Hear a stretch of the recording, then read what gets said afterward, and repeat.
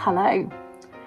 It has been an actual week since I last spoke to you, and my vision's a bit blurry right now. I can't decide if that's the camera or my eyes, so I'm hoping that it's my eyes.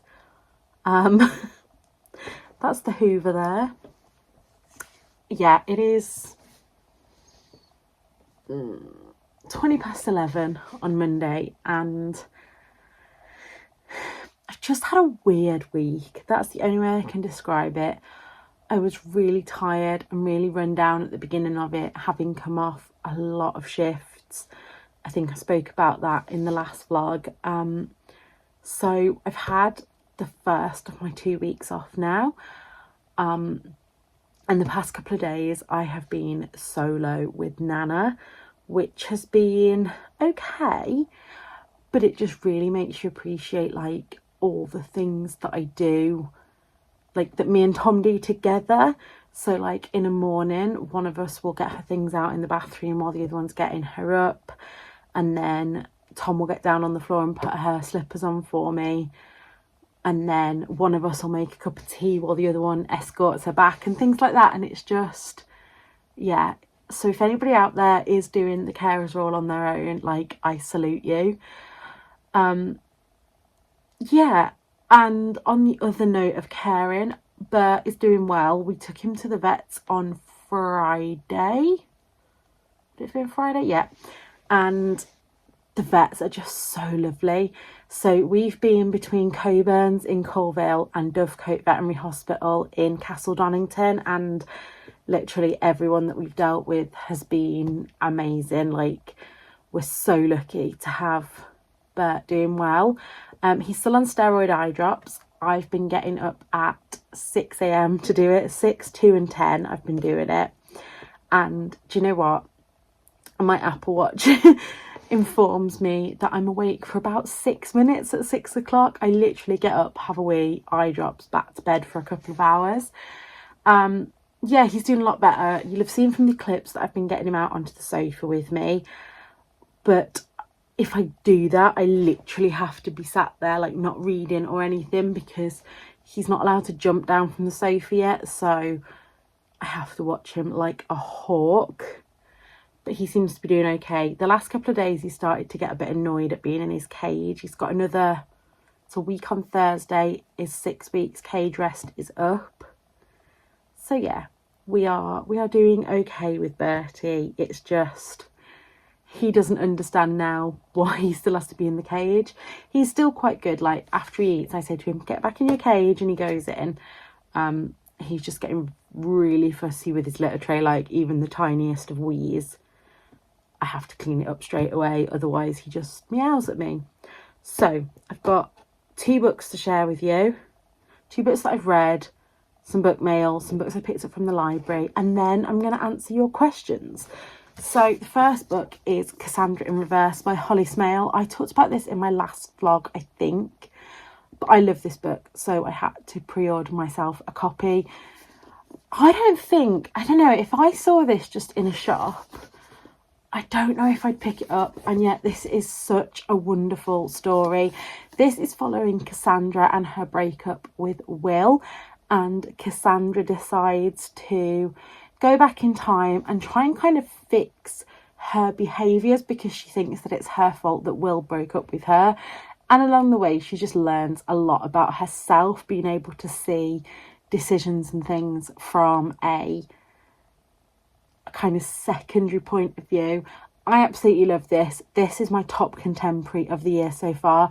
I'm not calling this a romance, because although there's a romance in it, I don't think this is a romance book as such.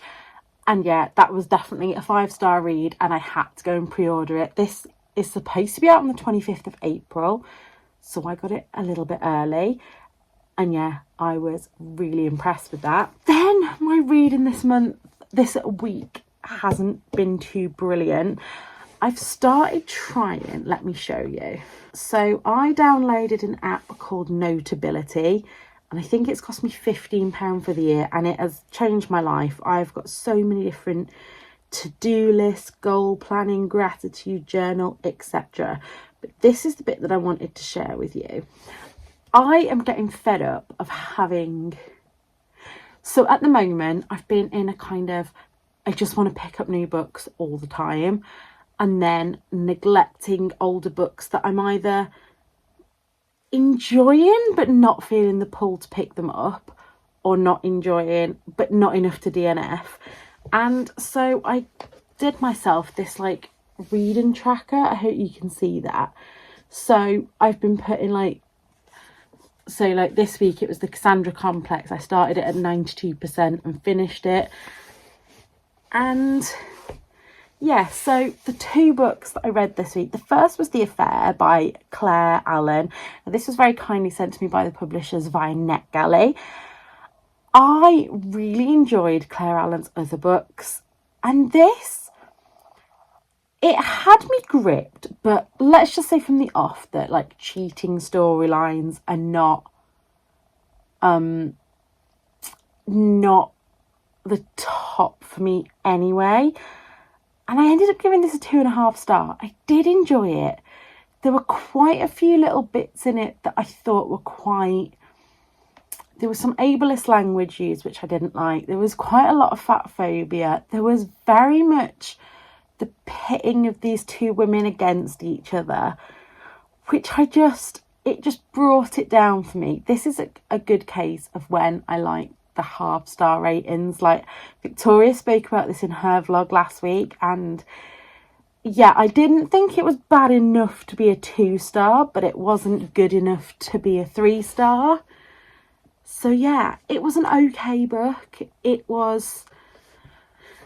just wasn't as good as the other books that I've read from the author. I would still give her another go.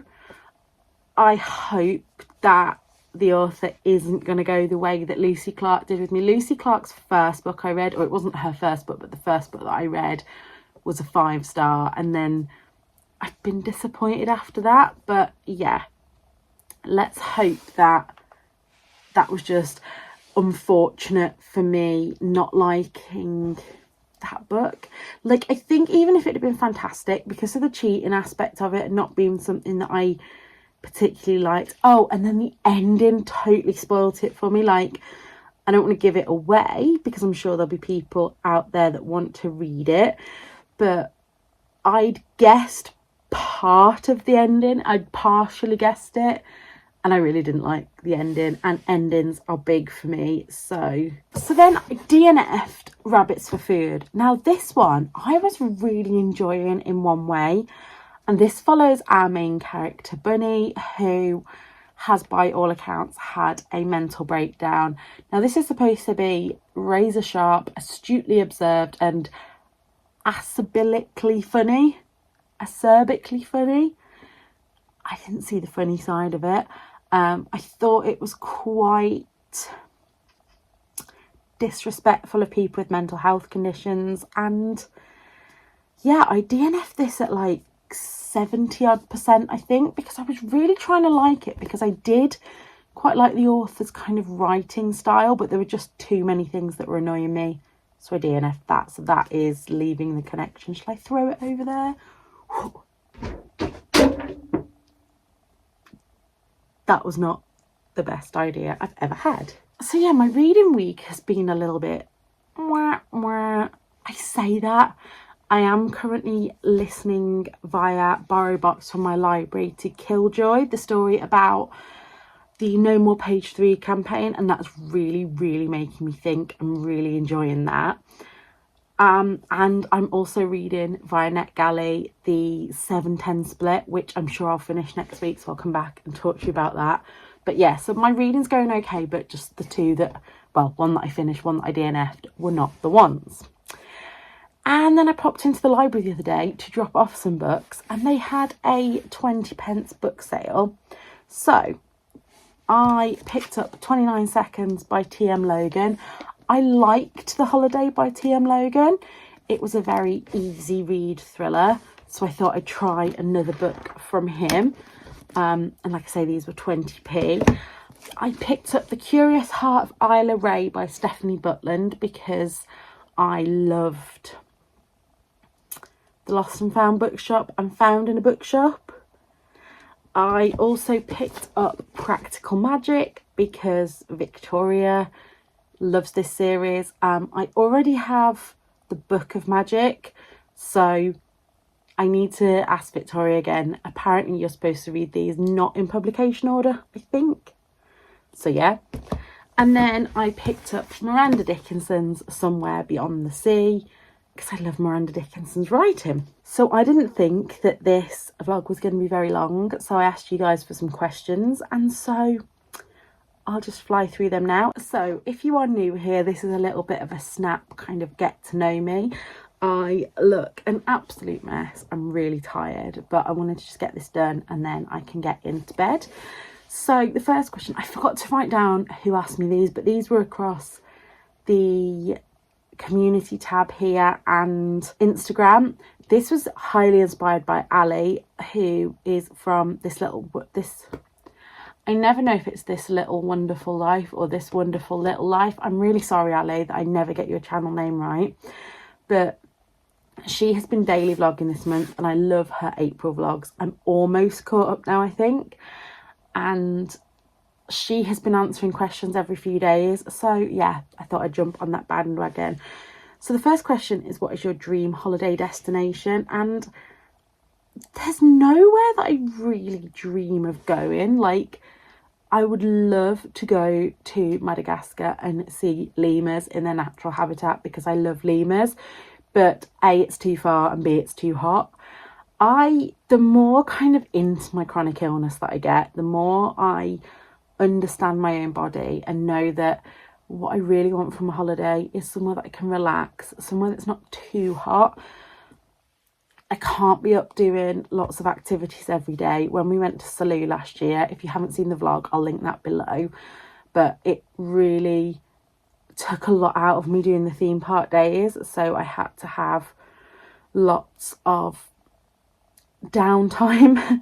So yeah, maybe somewhere like, I want to see all the Greek islands. I've been to Corfu, I've been to Zante with Tom, and then I have been to Kos with my parents, but I'd like to do Kos again with Tom, and I'd like to take Tom to Corfu and just do all of the Greek islands. I really like the idea of doing a I can't think off the top of my head, loads of influencers went on their travels, including Brogan.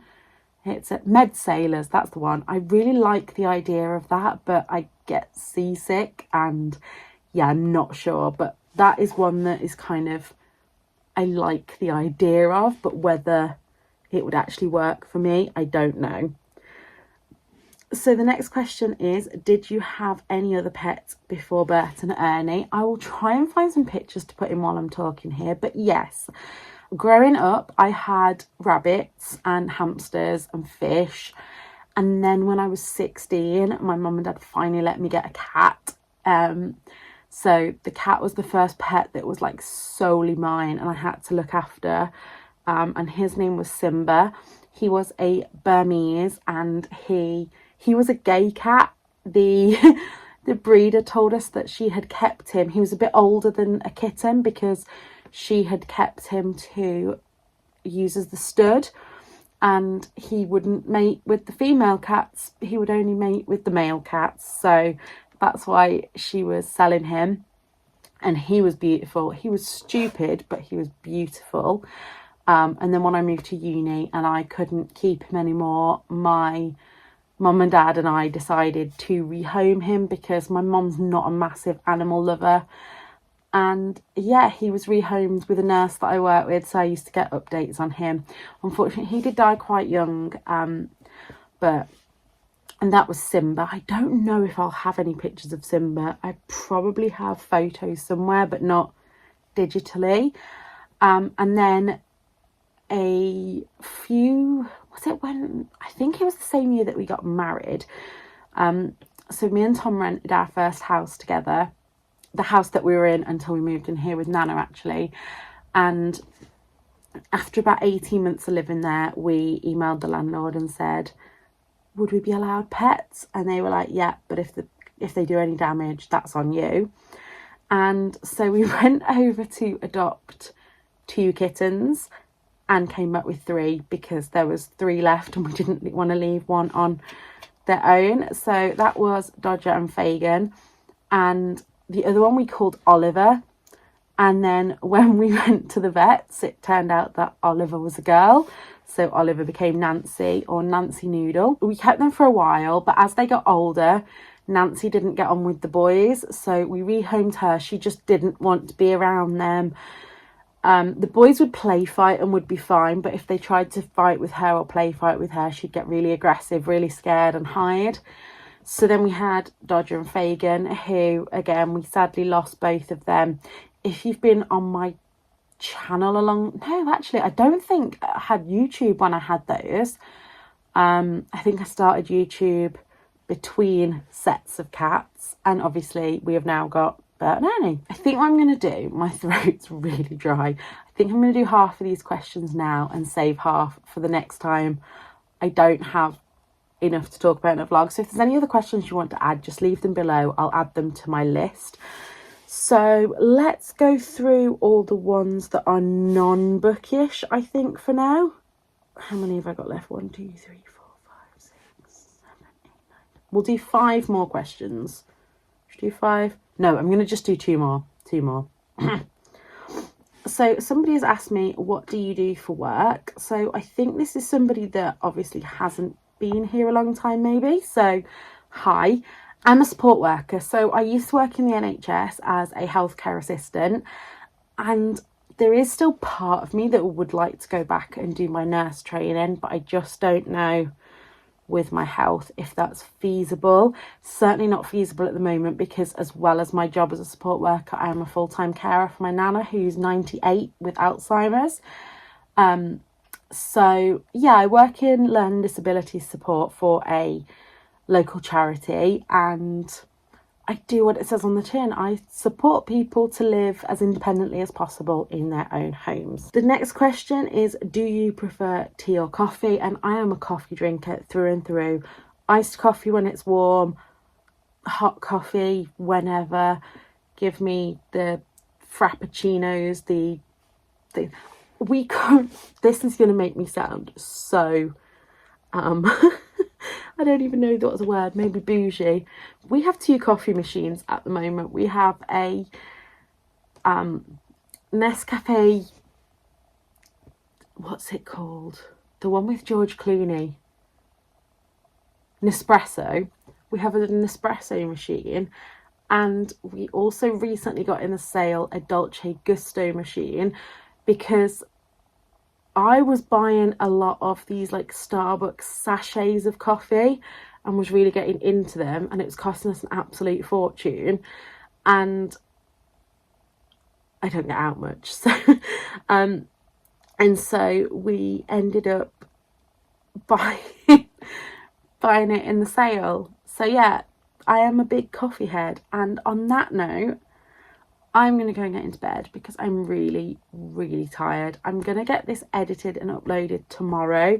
So like I say, any more questions, feel free to leave them below. I don't know if I'll answer them in next week's vlog. I'm doing something quite exciting next week, so I'm hoping that that'll be a more interactive vlog for you guys. And yeah, I hope you're all well. And until next time, look after yourselves. Bye.